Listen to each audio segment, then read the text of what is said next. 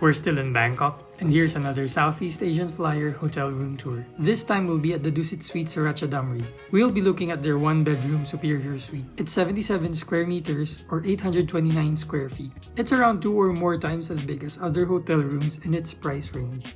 There's a spacious kitchen and living room, and also quite a spacious bathroom, with Jack and Jill doors between the bedroom and the kitchen.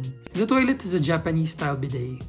If you want to get the best deals for this hotel, check out the link in the description or in the card above, or visit my Linktree for great hotel deals and discounts. Here's the bedroom. I'm loving how much space there is here.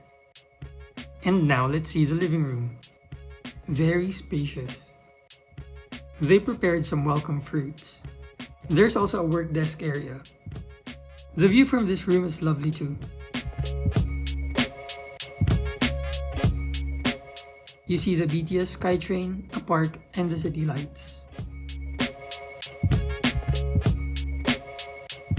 It looks nice during the daytime too. For more hotel room tours and flight reviews, subscribe to my channel and like this video. I'll see you again on the next one. Bye!